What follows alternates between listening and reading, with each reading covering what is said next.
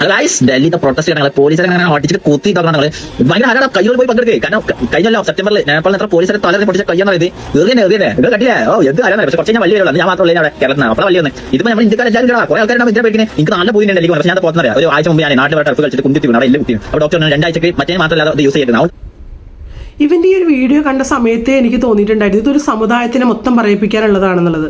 ഇപ്പൊ എത്ര ആളുകളാണെന്നറിയെടുത്ത് അത് ഇവനെ പറഞ്ഞല്ല വീഡിയോ ഇടുന്നത്, ഇവന്റെ മതം പറഞ്ഞ വീഡിയോ ഇടുന്നത്. എനിക്ക് കേരള പോലീസിനോടാ പറയാനുള്ളത്, ഇവനൊക്കെ തൂക്കിയെടുത്ത് അകത്ത് കൊണ്ടുപോയി ഇടുക എന്നുള്ളതാണ്. ഇവൻ്റെയൊക്കെ സോഷ്യൽ മീഡിയ അക്കൗണ്ട് തന്നെ ഇല്ലാണ്ടാക്കണം. എനിക്ക് ഇവൻ്റെ ഫോളോവേഴ്സിനോടാണ് പറയാനുള്ളത്, ഇവൻ്റെയൊക്കെ എന്ത് ക്വാളിറ്റി കണ്ടിട്ടാണ് നിങ്ങൾ ഇവരെ ഫോളോ ചെയ്യുന്നത് എനിക്ക് മനസ്സിലാവുന്നില്ല.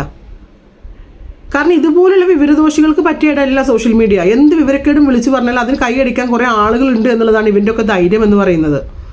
എന്ത് തോന്നിവാസവും വിളിച്ചു പറയാം. നേപ്പാളിൽ പോയിട്ട് വള്ളി പിടിച്ച പോലെയാണോ ഇവിടെ വന്നിട്ട് കലാപാഹ്വാനം ചെയ്യുന്ന പോലെയല്ലേ പറയുന്നത്? പോലീസിനെ പോയി കല്ലെറിയ കൈ ധരിക്കുന്നത്, ആ കൈൻ്റെ തരിപ്പൊക്കെ പോലീസിൻ്റെ കൈ നല്ല കേരള പോലീസിൻ്റെ കൈ നല്ലത് കിട്ടുമ്പോൾ ശരിയാവും. ഈ ഓക്യാനാഷ് എന്നൊക്കെ പറഞ്ഞവൻ ഇവനൊക്കെ ഒരു ആവേശ കമ്മിറ്റിയാണ്. എന്തിനാണ് ഇങ്ങനെ ഒരു സമുദായത്തിനെ പറയിപ്പിക്കുന്നത്?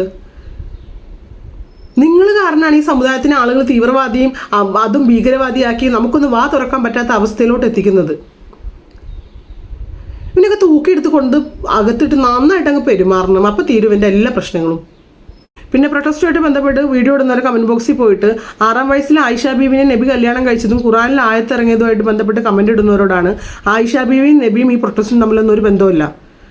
പ്രൊട്ടസ്റ്റിന് പോയത് മൊത്തം മുസ്ലിങ്ങളും അല്ല, ഹിന്ദുക്കൾ, മുസ്ലിങ്ങൾ, ക്രിസ്ത്യന്, സിഖുകാരന്, ബുദ്ധന് എല്ലാവരും ഉണ്ട് അവിടെ.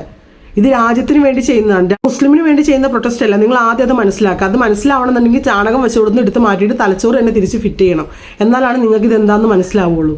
പിന്നെ കമൻറ്റ് ഇട്ട് എന്തൊക്കെയോ മെഴുകാമെന്നാണെങ്കിൽ നിങ്ങൾ അവിടെ കിടന്ന് മെഴുകലേ ഉള്ളൂ. നിങ്ങൾ ആ കമൻറ്റ് ഇടുന്നതുകൊണ്ട് എനിക്ക് റീച്ച് കിട്ടുന്നേ ഉണ്ടാവുള്ളൂ. അപ്പോൾ നിങ്ങളത് ചെയ്തുകൊണ്ടിരിക്കുക, വീണ്ടും വീണ്ടും ചെയ്യുക. പരമാവധി ഒരു ദിവസം 500 കമൻറ്റെങ്കിലും ഇടാൻ നോക്കുക എന്നുള്ളതാണ്.